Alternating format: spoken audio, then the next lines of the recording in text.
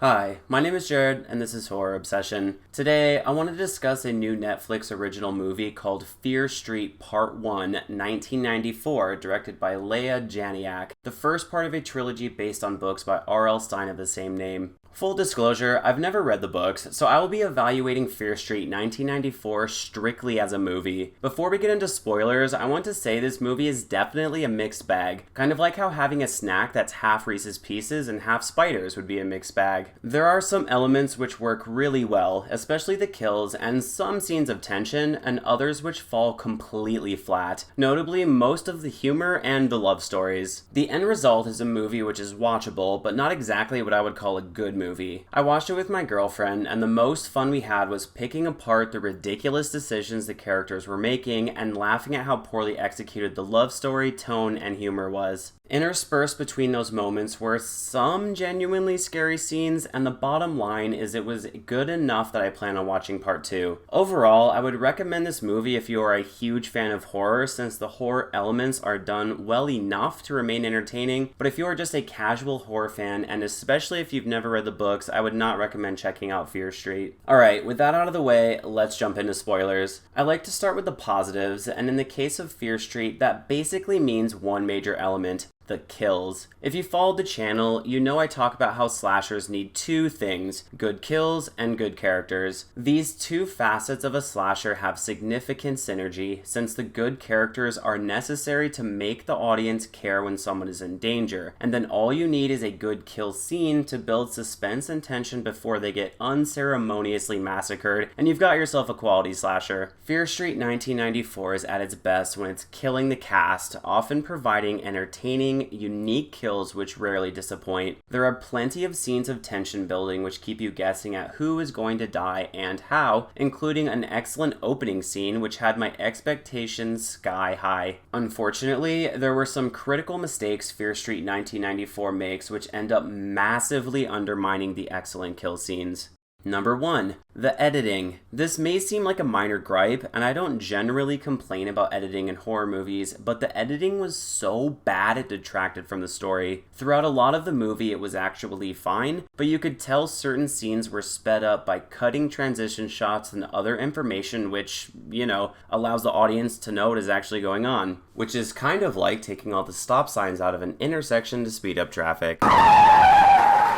For example, when Dina is at the vigil to meet up with Sam, Leah Janiak cuts from Dina standing in the crowd to going through a box of Sam's possessions in an isolated area behind the bleachers or something.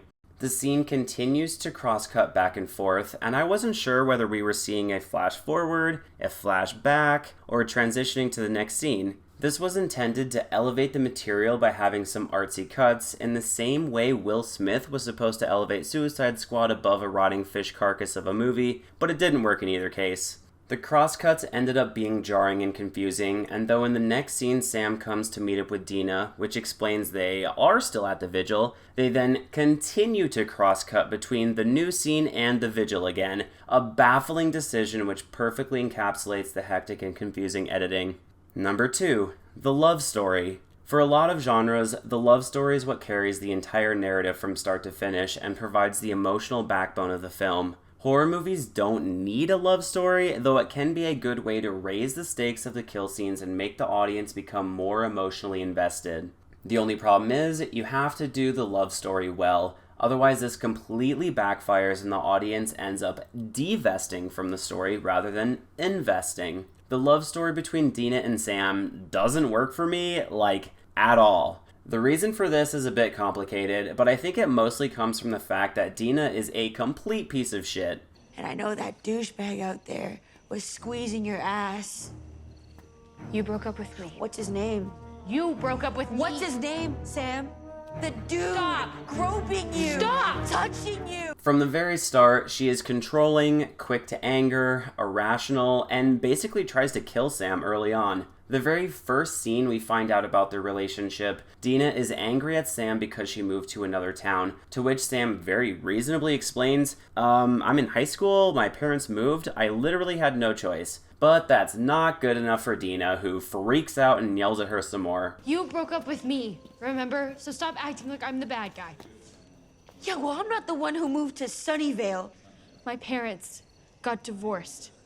I didn't have a choice. Oh, come on. You just couldn't wait to start your new fake life. The opening scene of a relationship is supposed to lay the groundwork for the audience caring for the characters and developing a bond for them, not starting to question whether it should be calling Child Protective Services. To make matters worse, Dina is supposed to be our main character, but there is absolutely no character arc in sight, which is kind of like if Aladdin just spent the entire movie wanting to steal bread. She starts out wanting to get back together with Sam, establishing her want.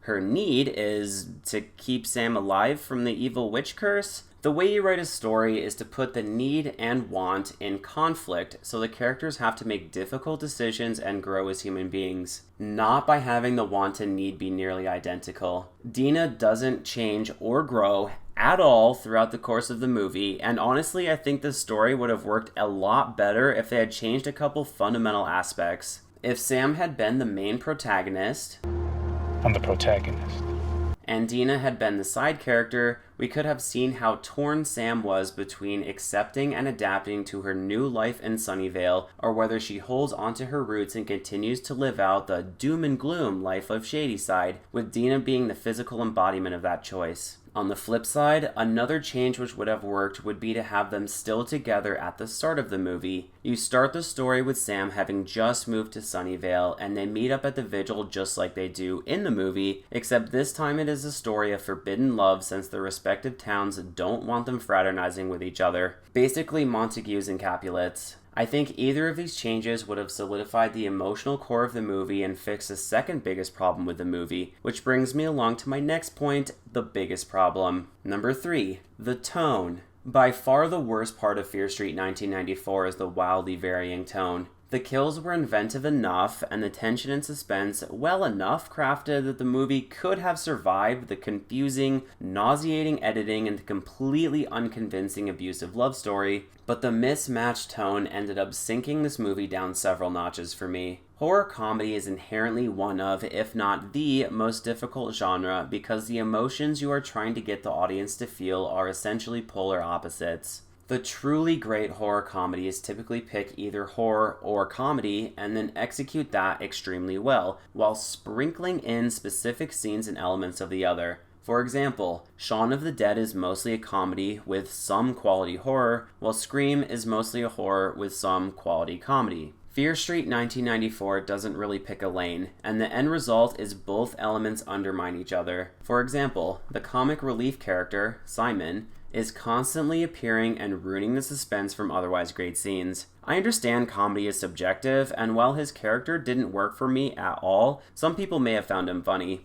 What is not subjective, however, is the timing of the comedy within the narrative. There were several times in this movie that something absolutely horrifying happens and the characters are laughing away at it in the next scene. Shadyside is supposed to be a town scarred and crippled by its own history, the residents having become extremely jaded and sarcastic as a result of the bloody past. I get that. What I don't get is how kids are crying about their dead friend in one scene and then making jokes about it in the very next scene. While we are on the topic, there is a secondary love story between Josh and Kate, which somehow manages to be even less convincing than the primary one, which, again, was awful. Josh doesn't do anything in the movie which would make Kate's interest in him seem even remotely plausible. I mean, he does quote-unquote hack the vending machine to get them candy, but considering Kate is supposedly selling Vicodin and other drugs that she acquires from the hospital nurse, I would imagine her maturity is a bit beyond hooking up for candy, but who knows. By the end of the film, I was legitimately shocked when she died since I was sure she was going to be saved by Josh, so major props for going through with that one.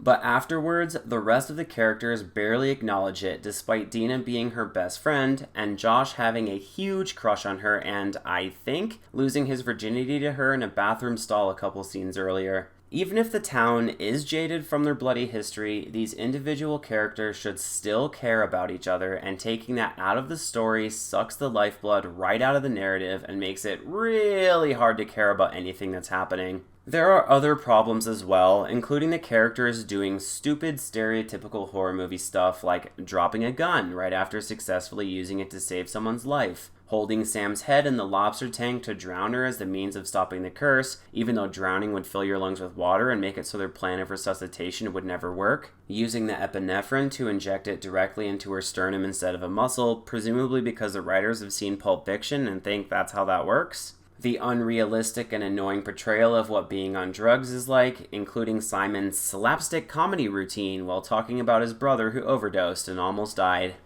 What? You're dealing again? I thought you stopped after this dingus's brother OD'd. Timothy? Timmy wasn't a real OD. He didn't actually die. They brought him back. The character spending an entire scene changing clothes to get Sam's blood off them so the zombie things won't come after them, then painting X's on themselves in the very next scene so the zombie things will come after them. The children's total lack of fear when being attacked by murderous undead because the curse is only for Sam, even though in other scenes the undead things do kill kids other than Sam. The fact the curse is only for Sam, even though several kids touch the bones, and the maddeningly inconsistent rules regarding how the curse and the witch works. Oh, it's over. Over? Yeah, It's not over. It's never over. we ended it. We stopped the killers. But you haven't stopped her. You can't. She makes the rules. Yeah, except when the villain just makes the rules up on the spot, it makes fighting back kind of pointless and stupid, and since that's the central conflict of the movie, it ends up making the entire movie feel kind of pointless and stupid, which is the biggest criticism I have of Fear Street 1994. The entire thing ends up feeling hollow. The kills are fun, and there are some cool moments, but it never really engages you. The Dina and Sam love story falls completely flat, and that's the better of the two in the movie. The editing is unnecessarily confusing, and the tone vacillates so quickly it never gives the audience a chance to breathe and process what they've seen, creating superficial feelings which quickly dissipate and leave you shrugging your shoulders. That being said, I am a sucker for slasher movies and will absolutely be checking out part 2, which hopefully fixes the tonal issues at least, because I'm desperate for good slashers these days. Daddy needs his fix, otherwise things could get a little bit scary.